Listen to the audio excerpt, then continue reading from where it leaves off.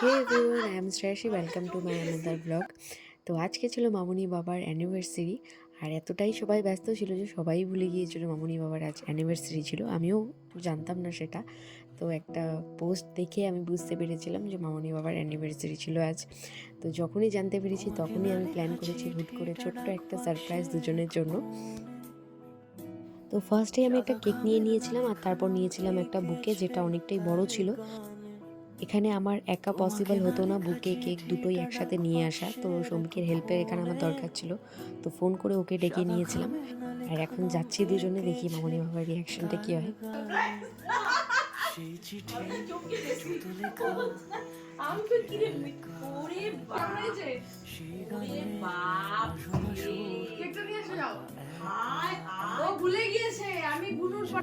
তো দেখতেই পেলে তোমরা রিয়াকশন, মামুনি বাবার কোনো আইডিয়াই ছিল না আমি যে যাব।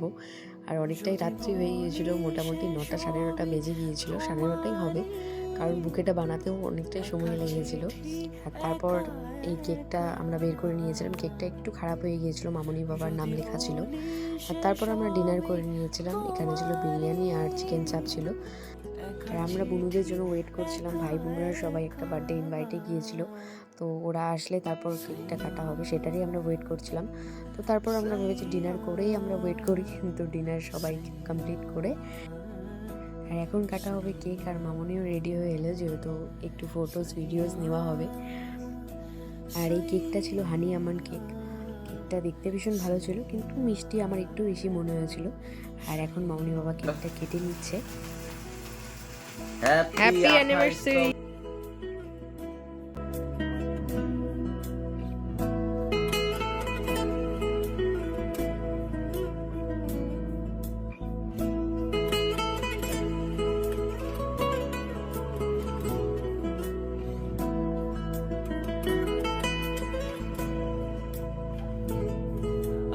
আমিতে ভাসিনি কোনো দিনও নীলে, তুমি তোমার দু চোখে সেই নীল ছুঁলে।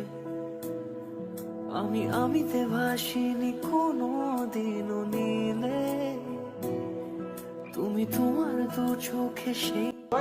কেক কাটিং হয়ে গিয়েছে, এখন আমি মামনি বাবাকে একটু কেকটা টেস্ট করিয়ে দিচ্ছিলাম।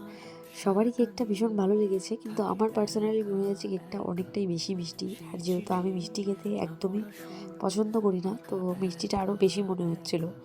তো যারা মিষ্টি খেতে একদমই পছন্দ করে না, এই কেকটা একদমই তাদের জন্য নয়। আর এখানে আছে ভাই, তার পাশে আছে বম্মা, আর আমি এখানে নিজের ব্লগে নিজেই হাই করছি। আর এখানে রয়েছে বুনু, যার স্ট্যাটাস দেখে আমি বুঝতে পেরেছিলাম মামনি বাবার আজ অ্যানিভার্সারি ছিল।